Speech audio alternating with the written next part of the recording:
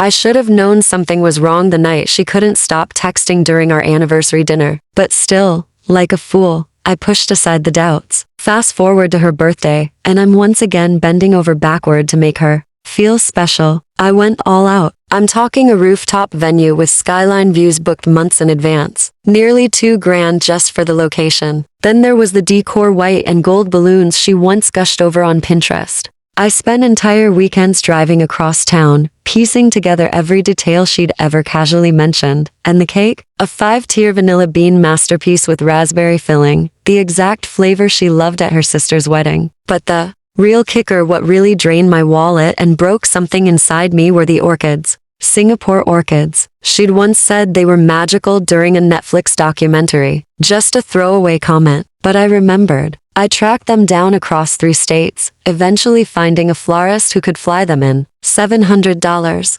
$700 for flowers destined to wilt by next week. All while I was neck deep in this madness, my buddy Malik kept checking in with texts like, "You sure this is worth it?" I brushed him off, convinced he just didn't get it. Relationships take work, right? You have to keep the spark alive. Looking back now, Malik saw through the act long before I did.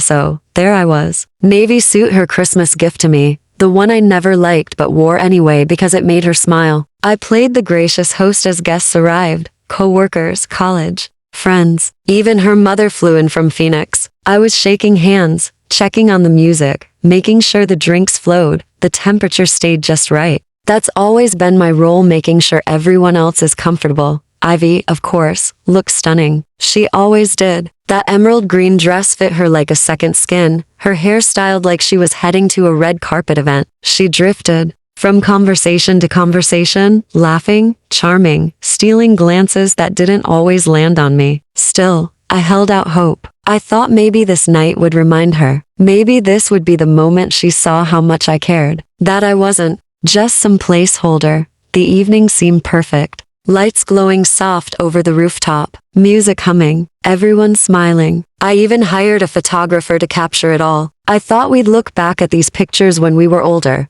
maybe showing them to our grandkids. It felt like a dream, right? Up until it turned into a nightmare. She tapped her champagne glass. The crowd quieted, waiting for her to speak. I stood beside her, smiling like an idiot, certain she was about to thank me, to tell everyone how much this meant to her. She raised her glass. "I want to take a moment to thank someone very special tonight," she said, and I could feel my chest swell. Finally, I thought, this is it.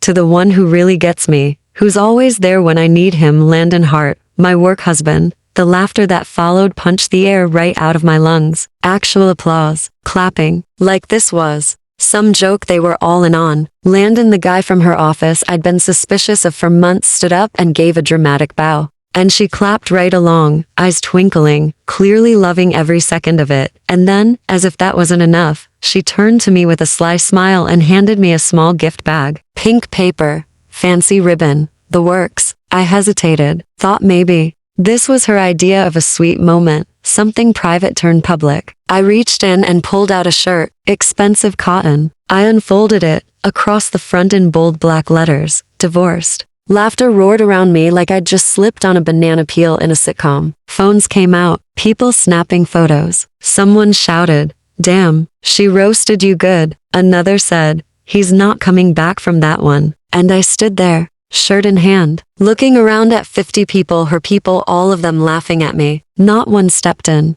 Not one person said it had gone too far. Landon leaned in close enough that I caught a whiff of his overpriced cologne and muttered in my ear, "Get out, you loser, loser." That word sank into me like a stone. And in that moment, I realized, no one here saw me as anything but that. I wasn't her husband. I was the butt of the joke. The guy who paid for the party, set the scene, and got humiliated under string lights and laughter. I looked at the shirt one more time, folded it neatly, and set it back in the bag. Placed it gently on the table next to the untouched cake and more painful than anything, next to the gift I had for her. A platinum bracelet I'd been saving for, her birthstone in the center, our anniversary date engraved inside. I didn't say a word. No dramatic scene, no yelling. I just turned and walked away from the party I built, from the woman I thought I knew, and from the version of me that thought love was enough. and 5 minutes later, my phone blew up 159 missed calls, but I didn't answer. I turned my back on the laughter echoing off those rooftop walls, slipped past the smug faces, past the damn string lights and the overwatered Singapore orchids, and stepped into the chill of an October night that hit like a slap. It was cold, sharp, sobering, like waking up from a long, humiliating dream. I barely made it 10 paces down the street before my legs stalled out, not from pain, not from sorrow, but from something deeper, something burning and clean, rage, not the messy, crying in the shower kind. No, this was sharp-edged, clear-eyed fury, the kind that carves away all the noise and leaves behind only what matters. I stood there on the sidewalk, cars roaring past, strangers brushing by like I didn't exist. But all I could focus on was that platinum bracelet still sitting up there on the cake table like a forgotten centerpiece. Like it meant nothing. That bracelet wasn't just jewelry. It was 5 months of skipped lunches, odd jobs stacked on top, of long days, and the painful decision to sell off my vintage guitar collection, every last piece of it. It was sacrifice. It was love, poured into something I thought she'd cherish. $3,000, scraped together dollar by dollar, while she breezed through weekly manicures and overpriced coffee runs, and now it was being treated like a party favor. Probably had frosting on it by now, resting next to her tacky joke gift. I could almost hear them laughing again, her and Landon, her new office court jester, celebrating their little divorce comedy special. Screw that, I said, loud enough that the couple walking their golden retriever looked over. I didn't care. I'm not leaving it there like some forgotten souvenir, because this wasn't about her anymore. It wasn't about winning her back or making some scene. This was about dignity, about reclaiming something I'd let go of too easily, my self-respect. My dad once told me,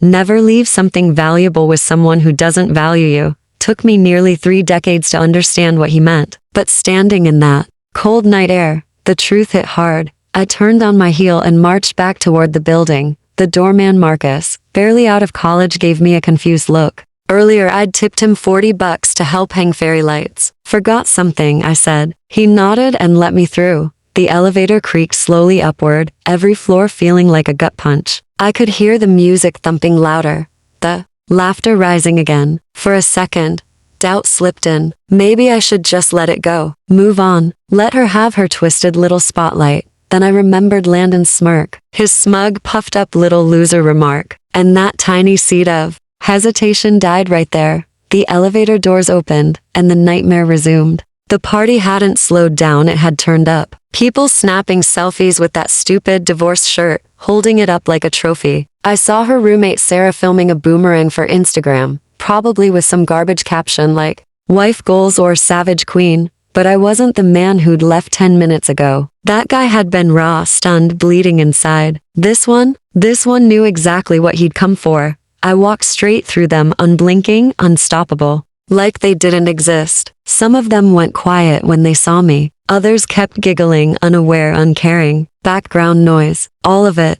And there it was, the cake table, right where I'd left it. And sitting beside the polka dot gift bag was the little velvet box, unopened. My bracelet, my sacrifice. Still there. I picked it up, feeling the familiar weight settle in my palm, real, solid, mine again. I slid it into my jacket pocket, right next to my chest, where it should have been all along. Across the room, Ivy was still draped over Landon, laughing at something, he whispered. Her back was to me. Part of me wanted to say something, burn it all down with a few well-placed truths. But I didn't. She wasn't worth the breath. She'd revealed exactly who she was tonight. And I'd be damned if I gave her the satisfaction of seeing me crack. So I turned and walked out. Same way I came, through the crowd, into the elevator. Past Marcus at the front. "Have a good night, sir," he said. "I already am," I replied, and I meant it. The walk to my car didn't feel like an escape. It felt like a victory march. Every step pulled me farther from that circus and closer to something better, something honest. I didn't know what came next, but for the first time in a long time, I was excited to find out. That's when my phone started buzzing. First one. Vibration. Then another. Then 5. Then it was like holding a wasp's nest. I glanced at the screen. Ivy. Call after call after call. I let the first few ring out, staring at her name flashing like a dying firework. I didn't pick up. I just smiled.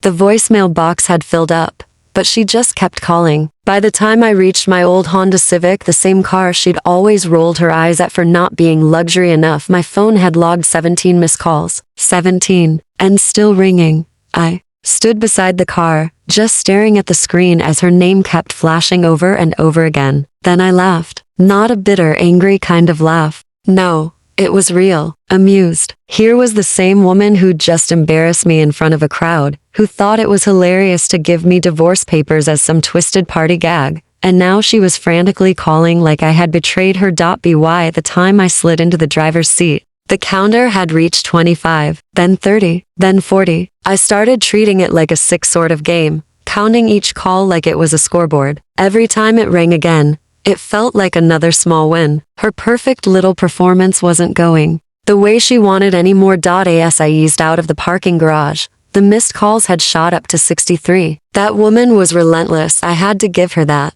But I had no intention of turning around. I had somewhere to be, and it damn sure wasn't with her. I aimed my car toward Malik's place on the other side of town, cranked the volume up on the radio, and let the city blur past me. That expensive bracelet she didn't even know I'd retrieved was still in my pocket, heavy and pointless now. But for the first time in ages, I felt like I was moving towards something, not running from it. And it felt good. Really good.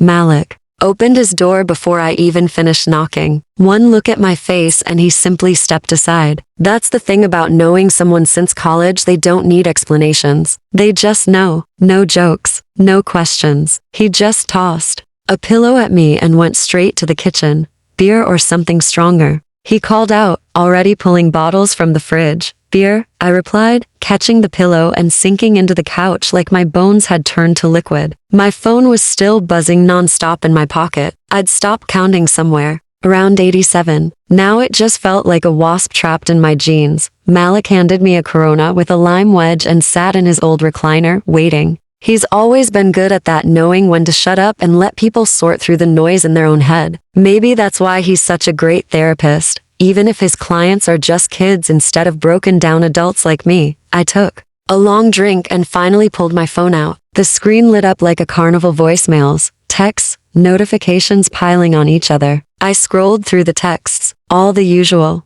Baby, please call me. It was just a joke. Everyone's asking where you are.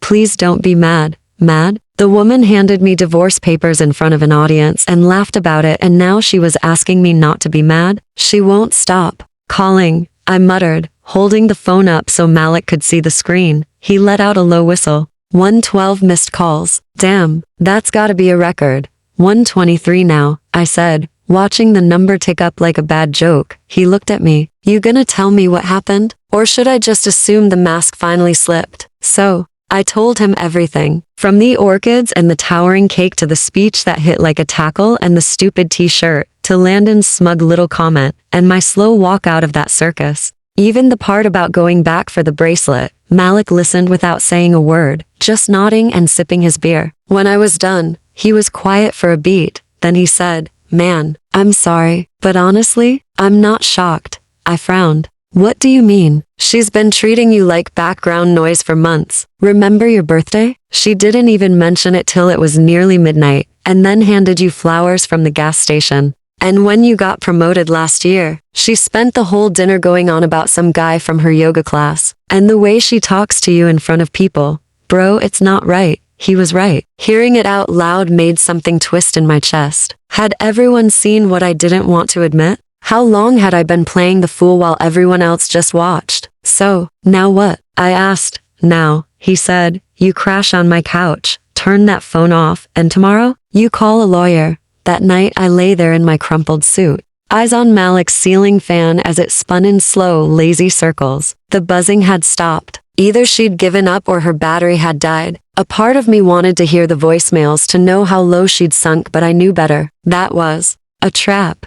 She'd had her moment, made me a joke at my own expense. But the joke was over now. I wasn't her entertainment anymore. I must have passed out around 3, because the next thing I knew, Malik was nudging my shoulder with a mug of hot coffee. Rise and shine, sleeping beauty. I already called in sick for you. You what? Relax. Told Jordan you had food poisoning. Figured you needed a day off to breathe before you go back to faking normal. That's when it hit me. There was no going back to normal. That ship had sailed. My marriage wasn't just broken, it was done. Maybe it had been for a while, but I was just too loyal or too blind to admit it. That dumb party had just put the final nail in. I need a lawyer, I said, running my hands through my hair. Already got you one, Malik said, handing over a small white card. Ruby Torres. Heard she's a beast but fair. My cousin used her when his ex tried to take his apartment and his dog.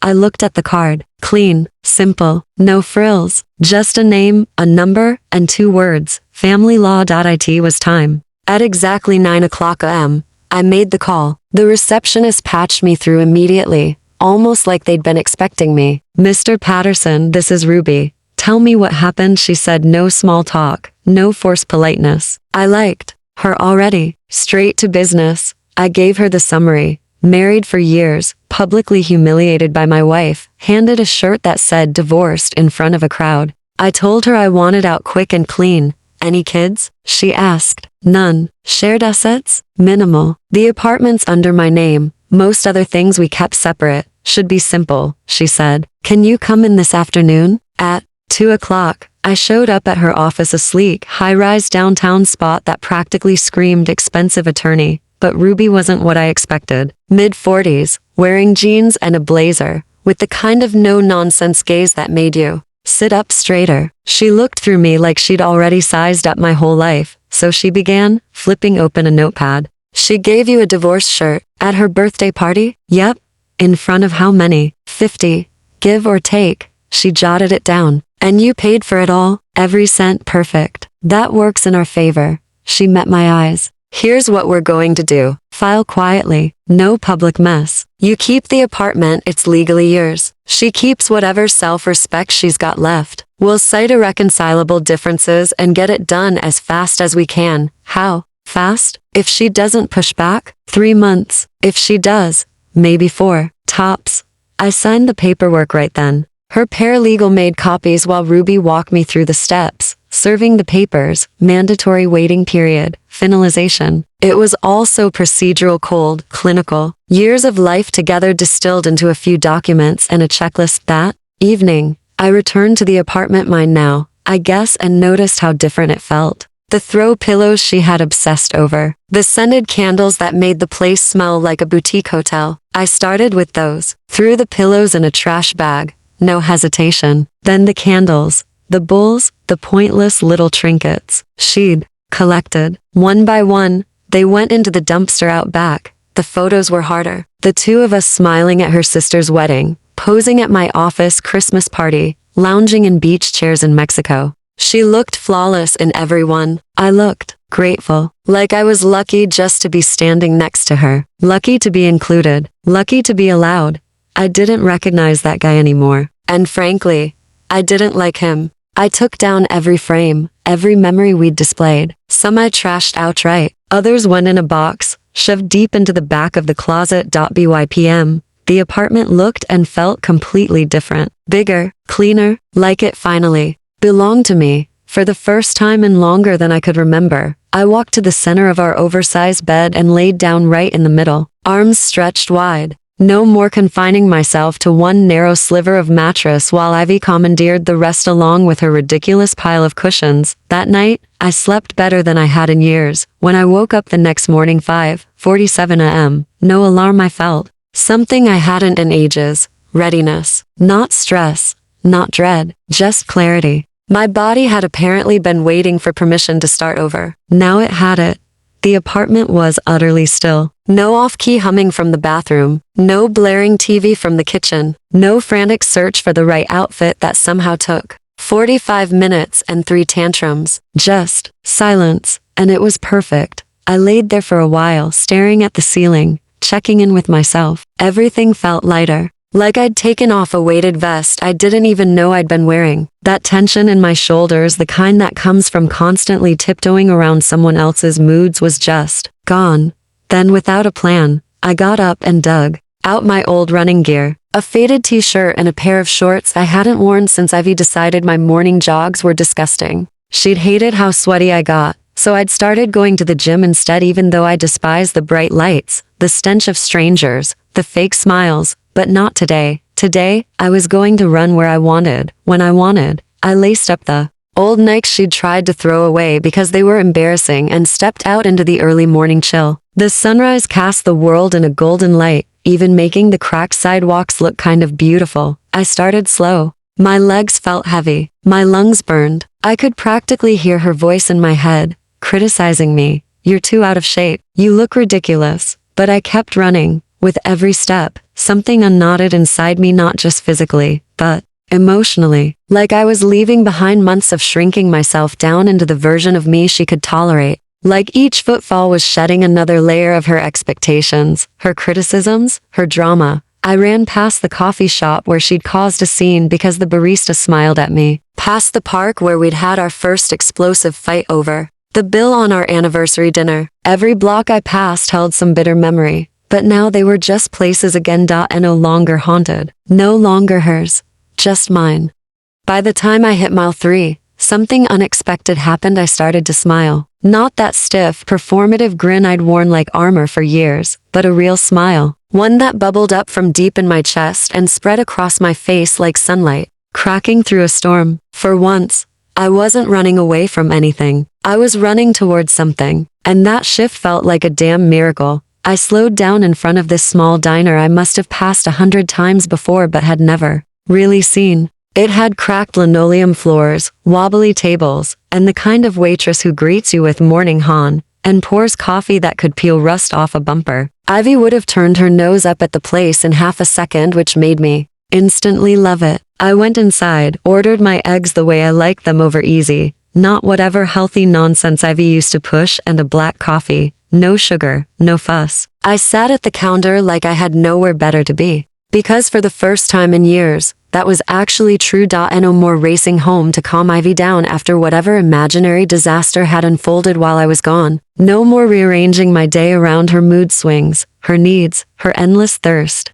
for attention. The waitress Dolores topped off my coffee without asking and said with a tilt of her head, "You look like someone who just figured out something important." I chuckled. Yeah, I told her. I think I did. That visit turned into a habit. Every morning at exactly 5:47 a.m., I laced up my shoes and headed out. Some days I ran toward the river. Other days I jogged through sleepy neighborhoods where porch lights flickered on and dogs barked lazily from behind fences. I'd nod to fellow runners, wave to paper delivery guys, even exchange greetings with retired folks watering their lawns. I felt like I was discovering my city all over again, seeing streets and faces that had always been there just hidden behind the fog of Ivy's chaos. And after 2 weeks, it hit me. I was actually happy. Not faking it. Not performing contentment like some actor in a bad sitcom. Truly, quietly happy. I couldn't remember the last time I'd felt that way. Not in the past year. Probably not even in the last couple.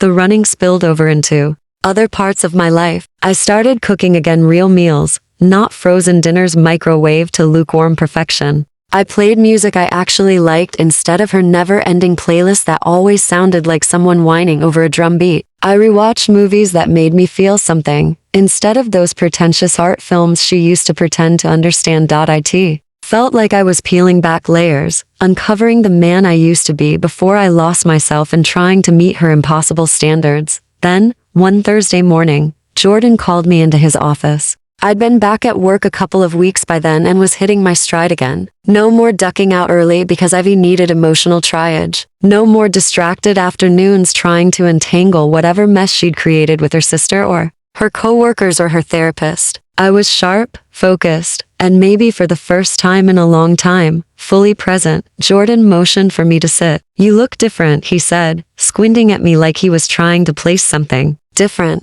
How?" I asked. "I don't know. Like someone flipped your switch back on. You seem alive again." I laughed. That was pretty much spot on. He slid a file across his desk. "Big account, high risk, tight deadlines. Normally, I'd hesitate to put something like this on your plate given everything. But lately, you've been killing it."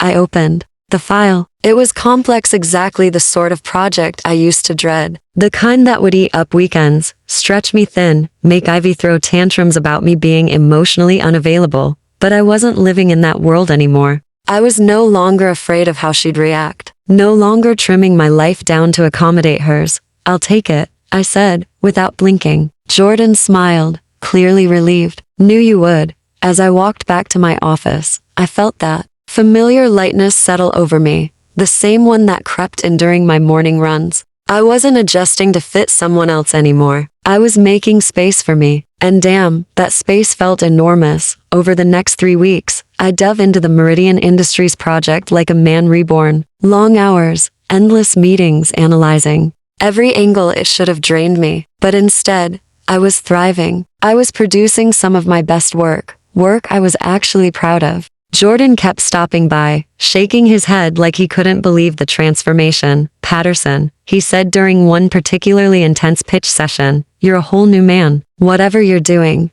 don't stop. And I knew exactly what had changed. I wasn't trying to be perfect anymore. I wasn't contorting myself into something more palatable or digestible for someone else's comfort. I was just being myself, and for the first time in a long time, that was more than enough. I wasn't worried anymore about failing or what anyone would think if I did. I was just working hard, working smart, and with the kind of tunnel vision that comes from finally letting go of the noise. I didn't care about appearances or opinions. I just wanted to do the job right. It was during one of those intense work days that I met Elijah and Ree. I'd stepped out for lunch at this startup showcase downtown, one of those trendy gatherings where young founders pitch wild ideas to potential backers while munching on overpriced wraps. Normally, I would have stayed at my desk, but after being stuck in meetings all morning, I needed a breath of fresh air. I was standing near a coffee stand, checking emails on my phone, when 2 guys walked up to me. They looked no older than their mid-20s, decked out in what I like to call tech bro chic, expensive sneakers, casual designer jeans, and company-branded tees from startups I'd never heard of. Hey, the taller one said, aren't you the guy working on the Meridian restructure? I looked up from my screen. Depends. Who's asking? Elijah Morrison, he said, extending a hand. And this is my co-founder, Ree Jong. We've been following your work. Honestly, man, it's incredible. Ree nodded with the kind of wide-eyed energy I used to have. The way you reshaped Meridian's brand after their CEO fallout, that was next level. I've heard compliments before, but this was different. They weren't trying to flatter me or angle for a connection. They seemed genuinely interested, almost excited. And that was unusual, because I never thought of what I did as extraordinary. I just fixed things. I looked at problems and solved them. Appreciate that, I replied. So what do you do? That's when they gave me the rundown. They'd launched an app called Quick Drop, basically a mashup between Uber Eats and Amazon Prime, but broader. You could get groceries, medicine, dry cleaning, whatever delivered fast. The concept had potential, but their execution was clearly off. They had the tech and some initial funding, but there was no coherent strategy. We've got around 20,000 beta users, Elijah said, showing me their app on his phone. But every time we try to expand into a new city, we bleed money, and retention is a nightmare, Ree added. People install it, try it once or twice, then bounce. We can't figure out why. I took a quick look at the app, the interface, and the model. The issues practically jumped out. They were spreading themselves too thin, trying to cover everything at once instead of excelling in one area first. Their pricing was inconsistent. The onboarding was clunky. And worst of all, they didn't have a clear pitch. No single thing. That made them stand out. You want some free advice? I asked. They nodded without hesitation. Stop pretending to be Amazon. Pick one category, groceries, for instance, and own that space. Build real loyalty. Then expand. And fix the app flow. 7 steps to place a first order? That's way too much friction. They exchanged a glance. Then Elijah asked, would you consider advising us? We can't offer much money, but there's equity. And we really believe in this thing. The old version of me would have passed. Too busy, too uncertain, not my field. But something about their energy stirred something in me. I saw a reflection of who I used to be: hungry, ambitious, and just a little lost. Maybe they just needed someone to help them channel it. I'll think about it, I said. But that night, I couldn't let it go. Not because of money or the promise of ownership, but because their passion was real. They weren't just trying to ride a tech wave or throw around trendy buzzwords. They wanted to build something that mattered. I found myself sketching thoughts on the back of a takeout napkin during dinner. Then I opened my laptop, and the next thing I knew, It was a I had an entire strategy drafted: target markets, acquisition plans, revenue paths, optimization tweaks. It was like building a puzzle, and every piece clicked into place. The next day, I called Elijah. "I'm in," I told him, not for a fee, not for shares, but because I wanted to see it take shape. I wanted to help bring structure to their vision and watch it grow. We started meeting twice a week after that.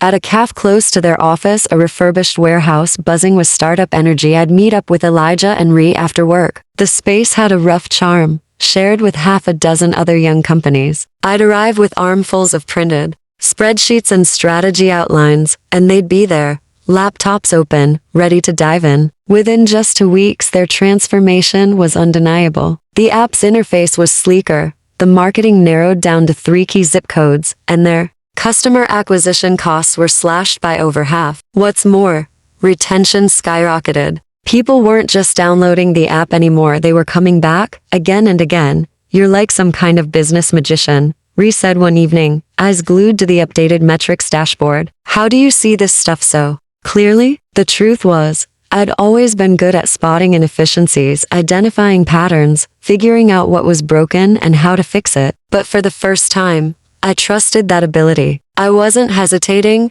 second-guessing, or paralyzed by the fear of failure. I was just doing what I was good at: solving problems, and it felt amazing. Working with them became the highlight of my week. Their drive was contagious, their gratitude genuine, and their results spoke volumes. For the first time in ages, I wasn't just managing responsibilities, I was creating something new, something that mattered. It was around that time that I began writing, not by design, but because the words wouldn't stop swirling in my head. One night, lying in bed, everything that had happened lately, the party, the breakup, the running, the startup work, hit me all at once. It felt like I was watching a stranger's story, someone more daring and interesting than the man I used to be. I opened my laptop and started typing. I wrote about the night of the party, how I stood there holding that ridiculous shirt while a room full of people laughed, about leaving, then returning for the bracelet, about crashing on Malik's couch while my phone buzzed nonstop. I titled it 159 Missed Calls, because that's what my screen showed by the time I finally turned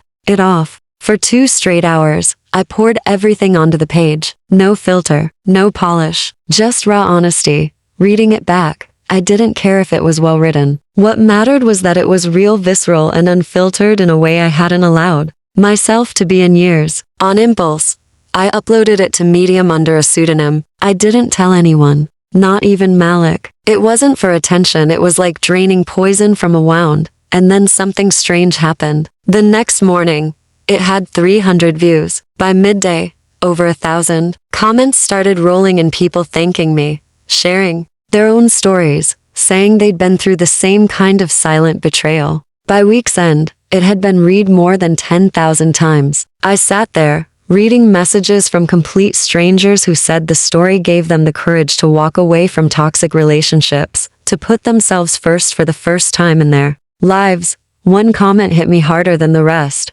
"Thank you for showing us that choosing yourself isn't weakness, it's power. You didn't just leave, you left with dignity." I looked around my small apartment, the one I used to tiptoe around in, afraid to take up space, and realized something fundamental had shifted. I wasn't just recovering anymore. I was evolving, becoming someone who didn't just survive heartbreak, but who turned it into something useful. Someone who helped others feel seen. Someone I finally liked being. I was in the middle of checking QuickDrop's updated user engagement stats when Malik texted. It was 8:47 a.m. on a Tuesday, and I was halfway through my 3rd coffee. "You seen Ivy's socials?" I hadn't. Ever since that awkward scene outside my place 2 weeks earlier, I'd done everything possible to erase her from my digital life. Blocked her number, unfollowed her, even deleted old photos. Clean break. No glances over the shoulder. But curiosity has a way of creeping in. Malik wouldn't be laughing unless something serious had gone down. I opened Instagram, thumb hovering over her profile for a long moment before giving in.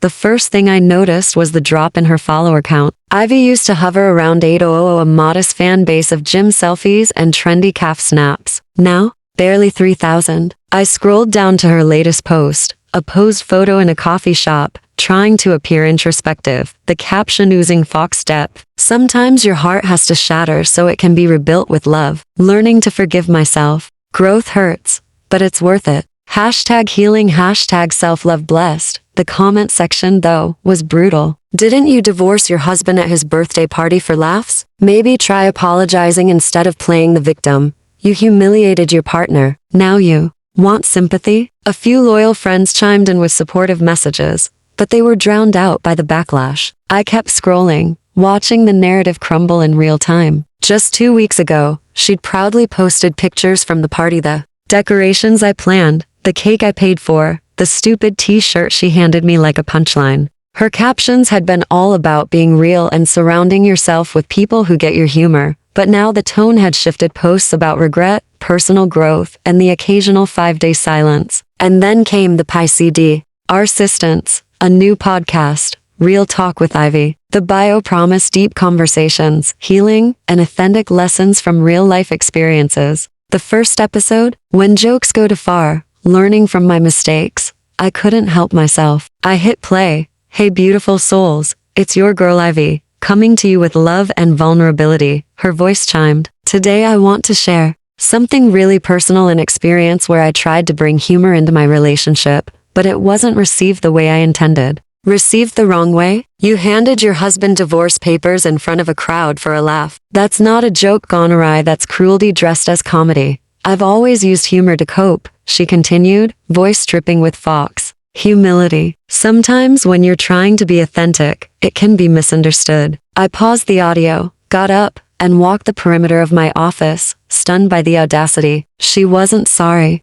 She was rewriting the narrative, trying to spin deliberate humiliation into a misunderstood moment of love and levity. And yet, I wasn't angry. Not really. Because now, I wasn't part of her story anymore. I had my own, and it was finally getting good. She was twisting the entire narrative, turning herself into the victim of her own cruelty. When I finally came back and listened to the rest, it only got more outrageous. For 20 solid minutes, she went off about toxic masculinity and how some men couldn't handle a strong woman's wit. She rambled on about past relationships that supposedly ended because she'd outgrown them and how growth sometimes means leaving others behind. Not once seriously, not a single time did she acknowledge that what she did to me was humiliating, unnecessary, or plain wrong. It was a masterclass in deflection therapy, buzzwords, and boss babe slogans all bundled together to excuse some truly messed up behavior. And the funniest part, that podcast episode had only 7 downloads. 7. 3 of those were probably mine listening multiple times, half in disbelief, half in dark amusement. I even checked the comments out of curiosity. 2 were from her mom, gushing about how proud and inspired she was. 1 was from her college roommate, Sarah, just heart emojis and empty praise. The other 4, complete strangers tearing her apart, asking why she thought it was acceptable to mock her husband in public. That's when I remembered Landon, her so-called work husband, the guy who had the nerve to tell me to leave my own wife's party. I got curious, did a bit of online snooping, and boom, there it was. Landon Hart had recently updated his LinkedIn profile. No longer the marketing director at Pimpton and Associates. Just a vague exploring new opportunities update that basically screamed fired or quit before they could fire me. The update had gone up 3 days after the party. I called Malik. You saw the podcast? He asked the moment he picked up. Jesus, Malik. She's trying to gaslight the internet, I replied. And people aren't buying it. The comments are ruthless. He chuckled. You didn't hear about Landon? Dude got canned. Someone from HR saw footage from the party. The execs didn't love their marketing lead publicly humiliating someone's husband. Not great for the company image. I felt a rush of vindication I probably shouldn't have enjoyed as much as I did. But I did. And apparently Landon had cut her off completely. Since then, word was he'd left town back to Chicago, living with his parents, trying to figure out his next chapter. Meanwhile, Ivy had been posting cryptic quotes about betrayal, abandonment, and the cruelty of fair weather friends. When the call ended, I just sat there, staring at my laptop screen, processing it all. Just 6 weeks ago, Ivy had everything: a devoted husband, a booming online following, and a flirtation that validated her every toxic instinct. Now, a dead-in-the-water podcast,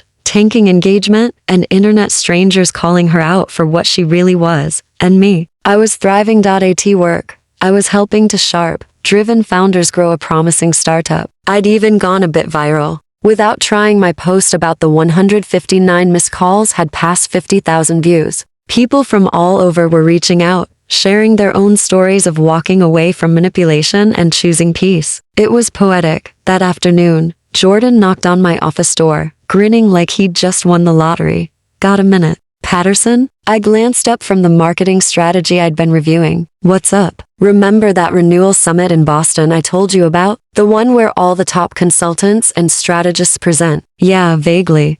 "Well, one of their keynote speakers dropped out. Some self-help guru caught up in a scandal. They need someone to fill a 90-minute slot. Topic is rebuilding after corporate setbacks." My gut told me where this was going. "I submitted your Meridian case study," he said, practically bouncing. "They loved it. They want you to speak."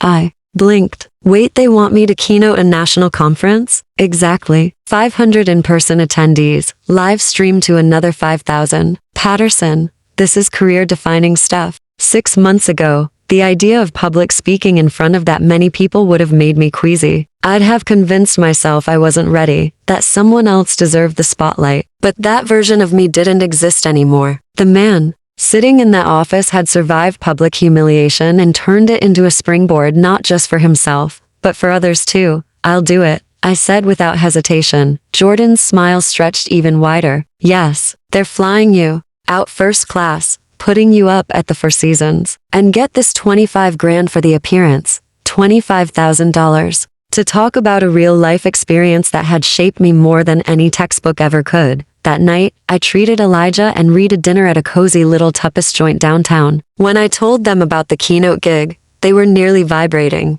with excitement. "You're going to crush it," Reed said, lifting his beer in a toast. "You've got a way of cutting through the noise. Like, you take something complicated and make it make sense." Elijah nodded. "And it's not just theory with you. You've lived this. That gives you weight. People will listen because they know it's real."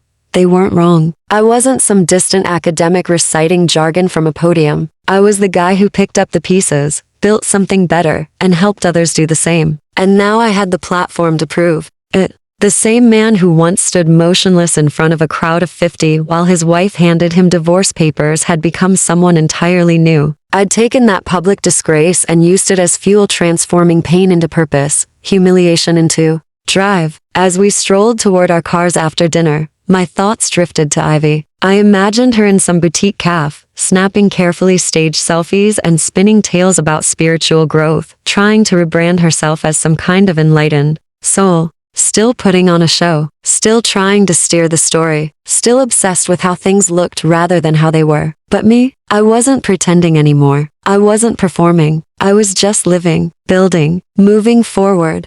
And for the first time in this entire chaotic aftermath, I understood that her downfall didn't bring me satisfaction. It was my own ascent that did. My progress, my peace, my ability to rebuild something real out of the wreckage. She could keep the podcast, the inspirational quotes, the curated feed of Fox vulnerability. I had something far more valuable. The quiet, unshakable certainty that comes from surviving the storm, standing tall, and building a life from the ashes. That night, with a calm mind and a focused heart, I began writing my second blog post. The following weeks were a whirlwind in the best way imaginable. Between gearing up for the Boston Summit, overseeing Quick Drop's launch into new cities, and coordinating with Meridian Industries, my calendar was full. But it wasn't draining. It was fulfilling. The kind of busy that made me look forward to mornings and left me satisfied by nightfall. My second post, The Quiet Power of Walking Away, was spreading like wildfire. It surpassed 100,000 views within days. My anonymous Medium account now had 12,000 followers. People were opening up in the comments, sharing stories of their own breakups, boundary setting, personal awakenings.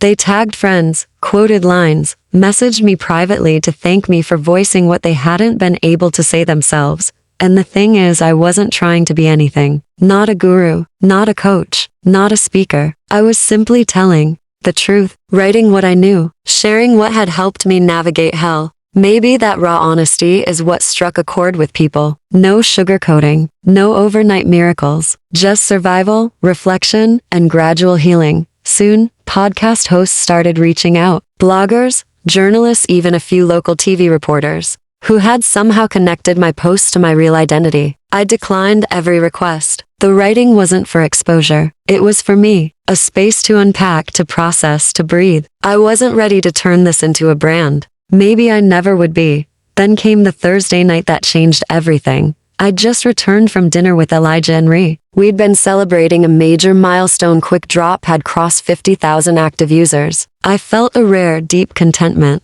My legs ached from my morning run. My mind buzzed from a day of progress, and I was eager to spend the evening fine-tuning my Boston Summit slides. That's when I noticed the envelope, plain white, lying just inside the door, like someone had slipped it through while I was out. And no return address. No stamp. Just my full name, written in a handwriting I hadn't seen in over 2 months but would recognize anywhere.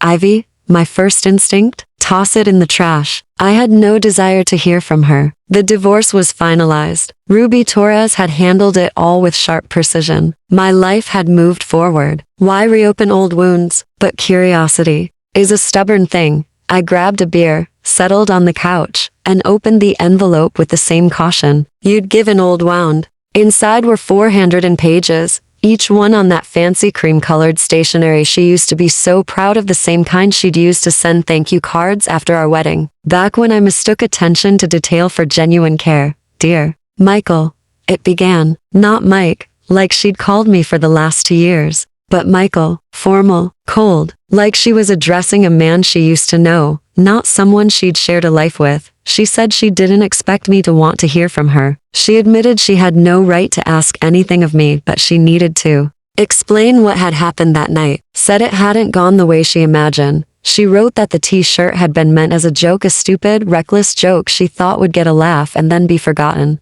She never expected me to walk out. She assumed I'd roll my eyes, shrug it off, and we'd talk it out later. Like always. That line stopped me cold. Like always. It was an admission she knew she had a habit of pushing things too far. And she'd always expected me to be the one to make peace with it, to absorb it, normalize it, make her behavior okay. But that night, I hadn't laughed. I hadn't shrugged. I'd looked at her with eyes that no longer recognized who she was and walked away. She wrote about the moment she realized she'd made the biggest mistake of her life. The next few pages were filled with explanations, excuses, and buried truths. She blamed Landon for hyping up the joke, convincing her it would make the party unforgettable. She admitted she'd been feeling distant from me for months and thought something dramatic might bring us closer. She'd become so wrapped up in this idea of being the funny, edgy wife that she didn't notice how far she was pushing me away. She described how the party fizzled out barely 20 minutes after I left, how people quietly excused themselves,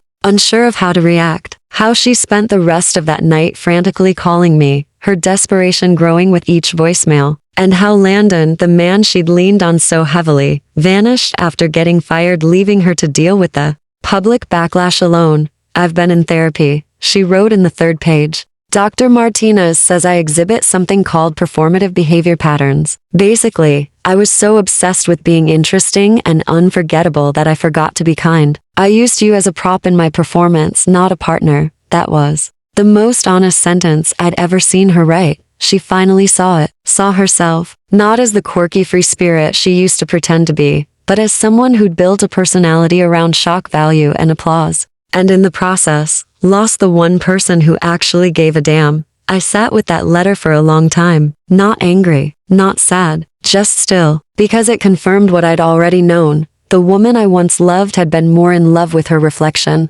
than with me, and no apology, no matter how carefully written, could rewrite what had already been lived. But for the first time, I didn't feel bitterness. I didn't feel the need to win or prove her wrong. I just felt free. For a brief second, a fragile sense of hope flickered in me. Maybe, just maybe, she was beginning to understand. Maybe all of this pain had pushed her to grow. But that feeling didn't last long. On the 4th page of her letter, the tone shifted. She admitted it.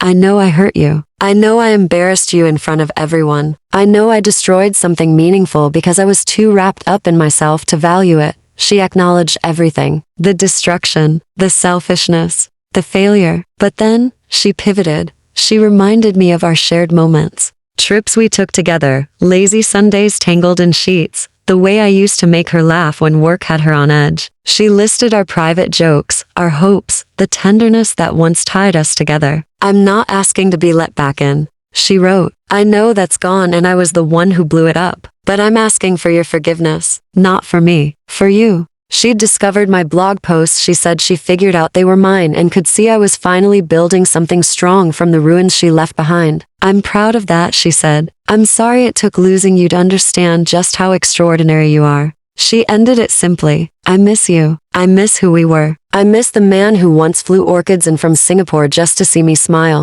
I hope one day you'll forgive me not to let me back in, but to free yourself. And I hope one day you find someone who truly deserves all the love you tried to give me." She signed it Ivy. I read the letter again, start to finish. Then I sat in silence for several long minutes, just staring at it lying on my coffee table.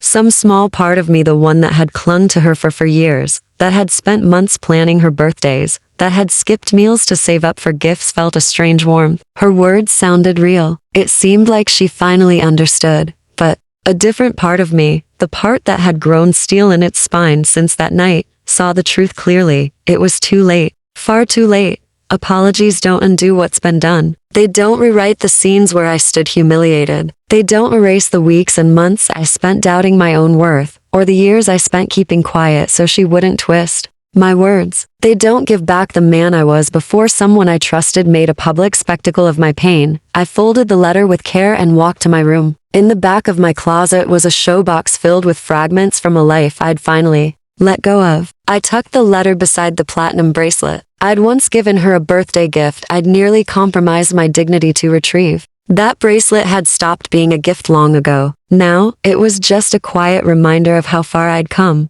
I didn't cry. I didn't feel angry. I didn't feel the pull to write her back or soothe her guilt. What I felt was calm, a quiet kind of closure, like finishing the last page of a novel I no longer needed to reread. Then I put on my running shoes and headed out. 10 miles through the city, past the cafes and little boutiques she used to drag me into, past the spot where we first met for drinks. These were once memory minefields. Now, they were just parts of a city I was slowly learning to call my own. When I got home, drenched in sweat and breathing easy, I opened my laptop and began drafting my third blog post. This one would be about forgiveness, but not the kind that rekindles relationships. The kind that lets you stop dragging someone else's shame through your life. The kind that lightens your soul by letting go of what you were never meant to carry in the first place. 3 months later, I stood in a Boston dive bar, surrounded by the kind of atmosphere you can't fake. The air was electric with something honest triumph that wasn't curated for likes or staged for selfies. This was the kind of success that settled deep in your chest and made you stand taller. Quick Drop had just smashed through their biggest milestone. What began as a chaotic idea from Elijah and Reese was now processing over 10,000 orders a day in 12 different cities. They'd secured major funding, built a full team, and were attracting buyout offers from names I'd once dreamed of working for. And somehow, I'd been there for all of it.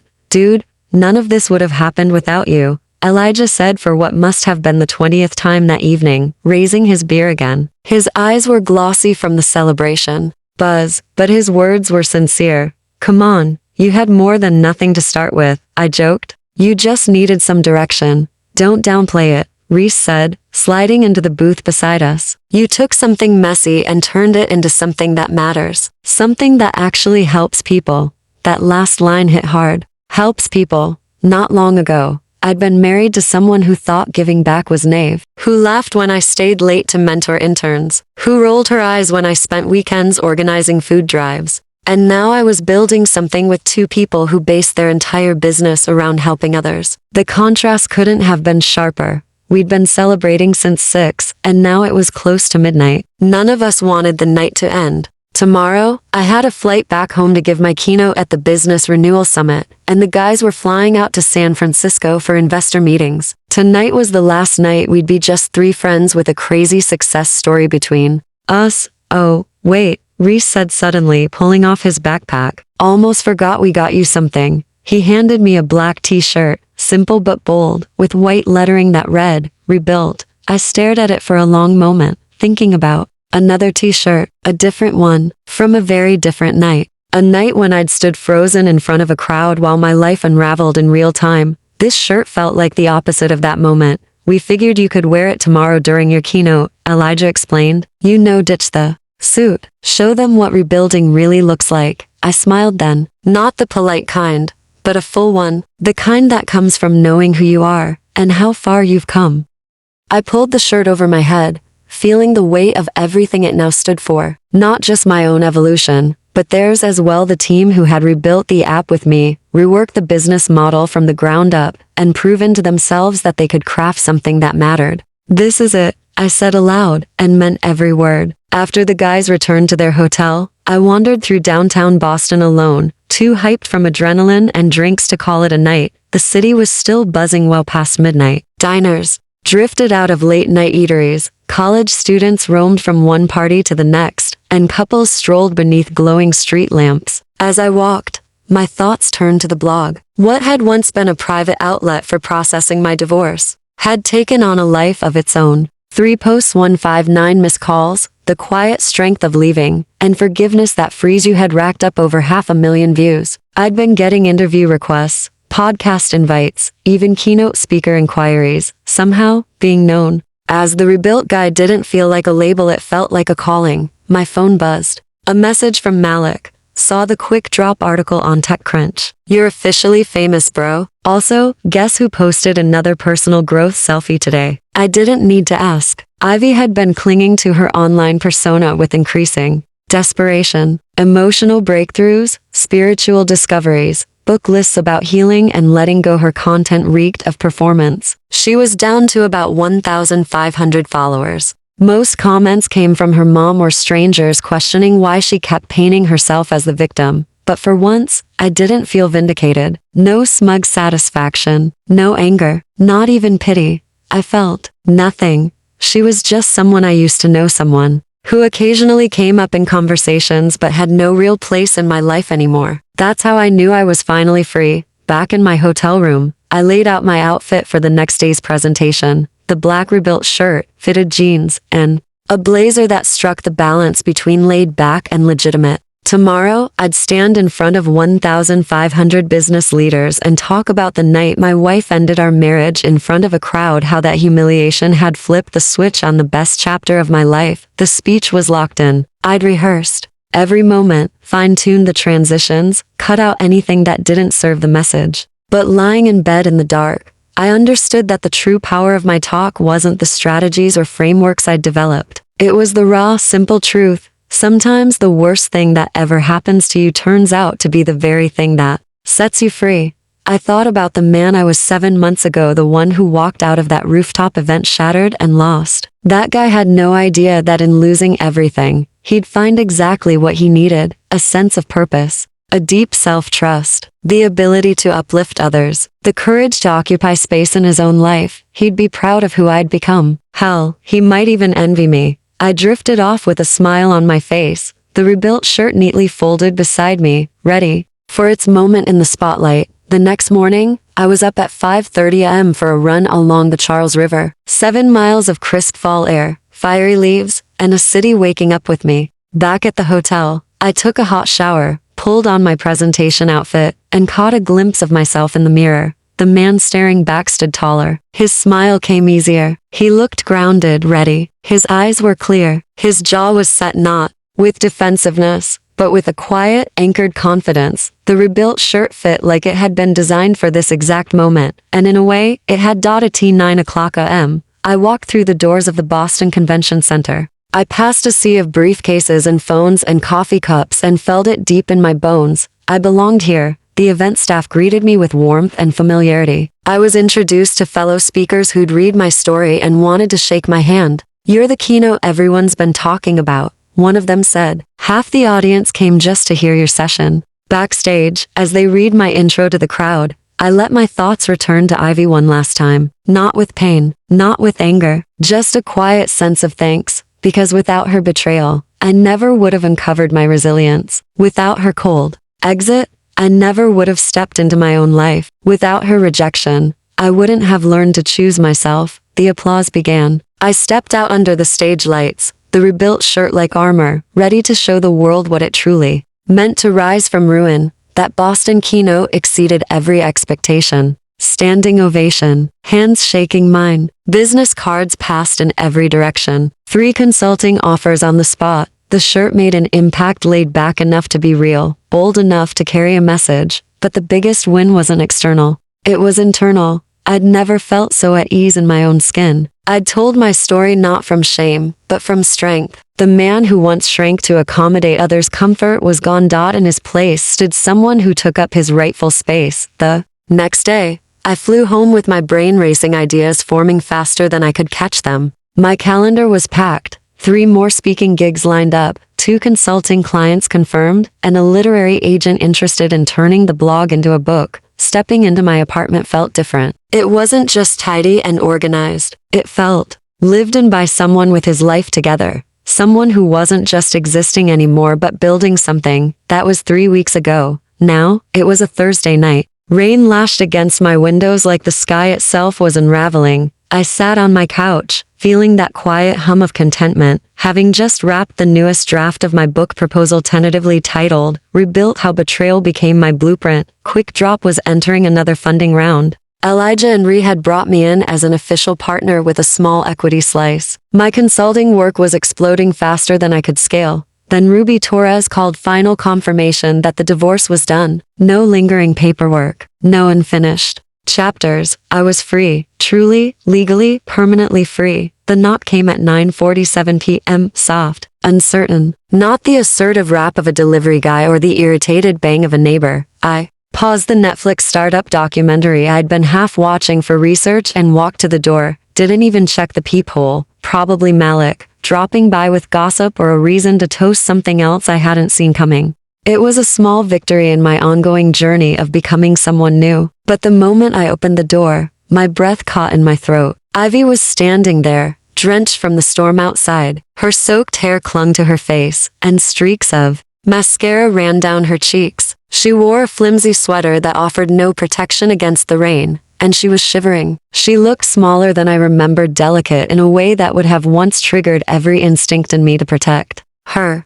But that was 6 months ago. Now, I only felt a distant curiosity, as if I were watching something play out in a documentary. "Hi," she whispered. "Hi," I replied. We stood in silence, locked in a gaze that stretched on. I could tell she was waiting for me. To step aside, to invite her in, to fall into the old rhythm where I rescued her from her self-made chaos. But I didn't budge. "I need you," she said suddenly, the words tumbling out like she'd been holding them back for ages. "I miss you. I miss us. I miss having someone who genuinely cared, someone who didn't just pretend to care to get something from me." Once upon a time, those words would have broken me. The version of me from before would have seen her tears and vulnerability and forgotten everything, every humiliation, every night spent walking on eggshells, the public shaming, the damn shirt. He would have pulled her in, made tea, and sat with her for hours, listening to her tell stories of growth and revelation. But I wasn't him anymore. "Come in," I said, stepping aside. "You're getting the hallway wet." She looked surprised at my calm response, but walked in anyway, stopping near the kitchen and dripping onto the hardwood floor. I asked if she needed a towel. She nodded. I brought her one from the linen closet. She patted her hair and face dry, but the damage from her makeup was already done. She looked like a raccoon caught in a storm drain. "Thanks," she muttered, wrapping the towel around her like a blanket. "So, what's going on, Ivy?" And then the dam broke. She told me everything about how her podcast had failed miserably, how her once loyal audience had vanished, how therapy hadn't helped the gnawing feeling that she'd ruined everything good in her life. She told me about Landon, how he'd taken advantage of her and vanished when things got complicated, how she felt hollow, like she didn't know who she was without someone to perform for. "Everyone thinks I'm a villain," she said through sobs. "Like I deliberately ruined something beautiful. But you know me, Michael. You know I'm not a monster. I made a horrible mistake." I listened. That's all. I didn't interrupt, didn't console her, didn't jump in to fix things. I just stood there, hearing her words float around the apartment we used to share. "I've read everything you've written," she said after a while. "Every post, every article, every comment. You're helping people. You're this beacon for people who went through what you went through. But reading it, it made me realize how much I hurt you. How badly I damaged someone who only ever gave me love." She stepped closer and reached out like she was going to touch my arm. I moved back, just a little, not harshly, just enough to preserve the boundary. I know I don't deserve forgiveness, she said. I know I threw away something real for something stupid. But what we had, it mattered. It was real. Doesn't that count for something? Her eyes, the same ones that used to make me forget every fight, were searching mine now, pleading. The same eyes that had sparkled cruelly when she handed me that shirt at her birthday party, laughing while I stood frozen. I'm not asking for you to take me back, she added quickly. I know that's over, but I need your help. I need you to tell me how to live with this, how to forgive myself. You're the only one who truly understands what happened, what I ruined. And there it was. The same old pattern. She would light the match, then hand me the hose and ask me to put out the fire. She would wreck something, then expect me to sort through the debris. She would hurt me and then need me to help her feel better about it. I looked at her, standing in a space she used to occupy with chaos and noise and a constant hunger for validation. And I felt nothing, no pain, no longing, no anger, just quiet.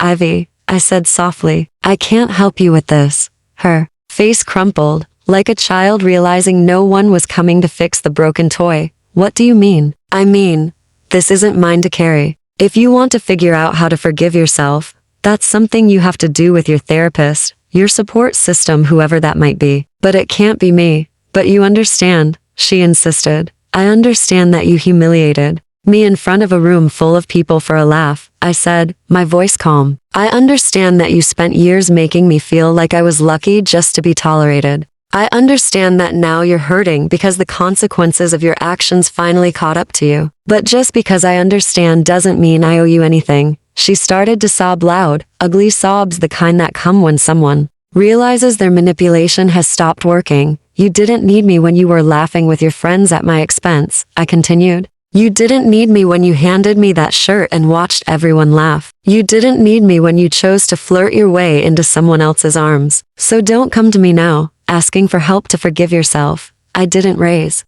my voice. I didn't have to. The silence in the room said everything. The knock at the door came just as I was settling back into the quiet, the storm still raging outside. I wasn't expecting anyone. When I opened it, my breath caught. She stood there drenched, shivering, mascara streaked down her cheeks, her hair clinging to her face in wet strands. She looked like a ghost from a life I no longer lived. Fragile, lost. Please, she whispered, voice trembling. I'm lost without you. I stared at her, my voice calm and firm. Then find yourself like I had to find myself after you tried to tear me apart. I stepped aside and held the door open. Rain drummed against the floor in the hallway. The lights above flickered softly, casting her shadow in long lines. I think you should go. She looked at me like she couldn't comprehend what was happening. Like she truly believed I'd still be that same shattered man who stumbled out of her birthday party all those months ago, devastated, humiliated, craving her approval. But that man no longer existed. He'd been rebuilt piece by painful piece into someone who recognized his own value, someone who no longer mistook apologies for justice, who understood that forgiveness doesn't require forgetting, enabling, or carrying the weight of someone else's healing. Michael, please. I know, I said gently, but with finality. But love without respect? That's not love. It's exploitation with a prettier name. She recoiled like I'd struck her. Then, wordlessly, she turned and stepped into the storm. I closed the door behind her, locked it, and paused for a moment, listening to the rain tap against the glass. Then I returned to the couch, picked up the remote, and resumed watching my documentary. And for the first time in our entire relationship, I didn't go after her. 12 months later, I stood backstage at the Palazzo del Stellan in Milan, adjusting my tie as I tried to process just how far life had taken me. In my hands was the conference brochure, my name printed boldly beneath. The keynote speaker section, Michael Patterson, Rebuilding After Betrayal, a blueprint for personal and professional transformation. A year earlier, I'd been a mid-tier consultant, trapped in a toxic marriage with someone who treated my dreams like punchlines. Now I was minutes away from addressing an international audience of over 3,000 business leaders, innovators, and industry powerhouses, backstage buzzed with an electric energy only found at high-stakes global events. Executives from the world's biggest firms, acclaimed authors, leadership legends who made fortunes coaching billionaires. And yet, I wasn't an outsider anymore. not because I'd climbed some polished ladder or held degrees from elite universities, but because I'd been to the bottom and built something out of the wreckage. I'd lived the lessons I was about to share, and that made all the difference. A young Italian woman with a headset and clipboard approached. "Senior Patterson, you're up in 5 minutes. How do you feel?" "Ready," I replied, and I meant it. My book, Rebuilt: How Betrayal Became My Blueprint for Success, had held a spot on the New York Times bestseller list for over 3 months. The consultancy I started from my tiny apartment had grown into a thriving firm with a dozen employees and a global clientele. And Quick Drop, the app I'd helped salvage, had recently been acquired for $340 million. My modest equity stake had transformed into a windfall, more than a decade's worth of income in one deal. But none of those milestones were what made me feel ready. I felt ready because I wasn't that silenced man anymore, the one who once stood frozen while his wife mocked him in front of strangers. I had taken every bit of that pain and turned it into fuel. I had found purpose. I had found strength. I had found myself. My phone buzzed with messages of support from Malik. "You've got this, brother. Make us proud." From Elijah. "Quick Drop teams watching. Show 'em what we're made of." From Ruby Torres. "Proud to say I witnessed the beginning. Go get 'em, Tiger." Even Jordan, the first boss who ever believed in me, had sent a text. From team meeting jitters to Milan's main stage. "Hell of a ride, Patterson." The woman returned and pointed toward the entrance. "It's time." I walked through the curtain into a spotlight so intense that, for a moment, the crowd was just a blur of applause and silhouettes, but I could hear them, all 3,000 of them, and I knew exactly what I came there to say. The applause hit me like a wave, rumbling through the hall and vibrating in my chest. As my eyes adjusted to the lights, I scanned the sea of faces, people from every corner of the globe who had flown thousands of miles just to be in this room, to hear my voice. The irony wasn't lost on me. 18 months earlier, I'd stood in front of 50 people as my world came undone. Today, I stood before thousands, ready to tell that very story. "Good morning, Milan," I said, my voice even and clear. "I want to begin by telling you about the worst night of my life and how it became the turning point I never saw coming." The room settled instantly, a silence full of anticipation. The kind of presence every speaker dreams about. I felt the pull of their attention, their unspoken willingness to go wherever the story might lead. A year and a half ago, I stood at my birthday party, a celebration I'd spent months planning, importing flowers from Singapore, choosing her favorite wine, creating an evening around the woman I loved. And then, right in the middle of that carefully crafted night, she handed me a t-shirt that read "Divorced." I let that sentence hang. People in the front rows shifted slightly, eyes wide, expressions tightening with empathy and disbelief. "She thought it was funny. A joke," I said, except it wasn't. It was a public takedown. And as I stood there, holding that shirt, listening to people laugh at me, I realized I had a decision to make. I could stay, force a smile, pretend it was all just harmless fun, or I could walk out and start over. You could hear a pin drop. All 3,000 people were still, silent, waiting. I walked, I said simply. And in that moment, I discovered something I'd never understood before. The most powerful act of self-respect is choosing not to co-sign your own degradation. For the next 45 minutes, I didn't deliver a speech, I shared a journey. I spoke of the 159 missed calls I ignored in the days that followed, of the nights I crashed on Malik's couch because I couldn't bear to sleep in our apartment, of the cold silence of filing for divorce, of what it meant to carve out my own space again, physically, emotionally, mentally. I spoke about the shift that came not when I tried to be strong, but when I allowed myself to fall apart and rebuild with intention. About the night I met Elijah and Rita, strangers who helped me remember what purpose felt like. About writing 159 missed calls in the middle of the night, not for attention, not for anyone else, but to sort through the chaos inside my own chest. I never expected anyone to read it, but people did. Thousands, then hundreds of thousands. People who had also been broken, laughed at, left behind. And somehow, my words gave shape to what they'd been feeling. That blog turned into a book. The book opened doors, speaking engagements, consultations, a growing business, a new life. I hadn't set out to build any of it. I just needed to understand myself. And that process of being brutally honest about my experience had become the foundation for everything that followed. I talked about what it really means to heal. That healing isn't about pretending it didn't happen, it's about owning it so fully that it no longer owns you. I spoke about the difference between just getting past something and actually moving through it, between the kind of forgiveness that keeps you chained and the kind that finally sets you free. Betrayal doesn't break you, I said, voice rising slightly as I neared the end. It strips you bare. It burns off the masks you wore to keep the peace. It forces you to meet the version of yourself you were always meant to become, stronger, wiser, and unwilling to settle for less. And for the first time in a long time, I didn't feel like I was standing in front of strangers. I felt seen, understood, connected, not because I had triumphed but because I had told the truth. You've spent too long shrinking yourself to fit inside someone else's idea of who you should be. But the moment you see that clearly, you get something powerful. The chance to rebuild not just your life, but yourself. The audience was entirely with me now. I could see it in their eyes. Heads nodding, pens moving quickly across notebooks, a few people quietly wiping away tears as if they saw themselves in every line. I spoke. 8 months after everything ended, my ex-wife came back. She showed up unannounced, soaked by the rain, eyes desperate, asking for help, forgiveness, really. She wanted me to help her figure out how to live with what she'd done. And for a brief second, the old instinct came back. That urge to fix everything for her, to carry the weight of her regret the same way I used to carry the weight of her happiness, to shrink myself again so she could feel okay. But this time, I didn't. I didn't because I'd built something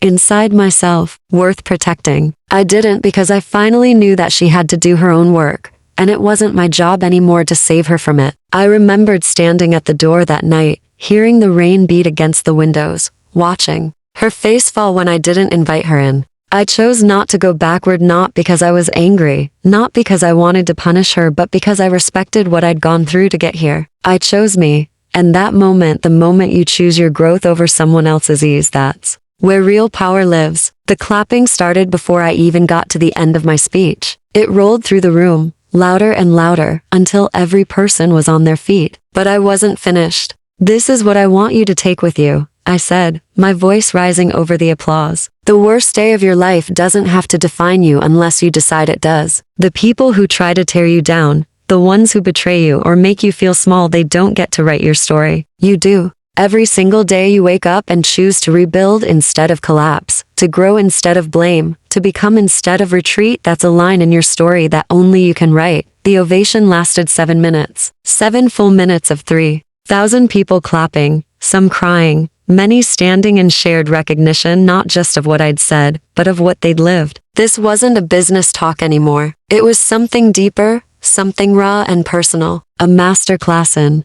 survival, in transformation, in becoming. Afterwards, the line of people who wanted to speak with me stretched out the door. Executives who'd been betrayed in boardrooms, startup founders who'd been stabbed in the back by their own co-founders, people who'd been humiliated by lovers, friends, mentors, people they trusted. Each story reminded me why I started doing this. It was never about the spotlight. It was about the chance to look someone in the eye and tell them the truth. You're not broken beyond repair. You're not finished. You're standing in the rubble, but you can rebuild. And when you do, you'll be stronger than you ever imagined. Later that night, walking through the old stone streets of Milan on my way back to the hotel, I thought about the version of myself who'd left that rooftop party a year and a half ago. That man had been devastated, lost, shattered in ways he didn't even have words for yet. But he'd walked out carrying something quiet and powerful, something he didn't realize was there, the ability to rise. That man wouldn't even recognize who I've become. And if he did, he'd be amazed. Not because everything turned out perfect, but because he made it through. Because he used what broke him to build something better. He'd be thankful for the betrayal, because it cracked him open. Thankful for the humiliation, because it woke him up. Thankful for the worst night of his life, because it led to the strongest version of himself. Back in the hotel, I pulled out my phone and opened the Notes app. Tomorrow I'd catch a flight back home to a life I'd shaped with my own hands. A business that now helped thousands of people step out of their own wreckage. A future I'd designed myself. But tonight, I had a new idea. A blog post titled "What I Learned from Standing Ovations." Because the clapping wasn't the point. It never was. It was just the world's way of recognizing what happens when you finally stop trying to be what others want and start becoming. Exactly who you were meant to be. And sometimes when you do that, they rise to their feet and cheer.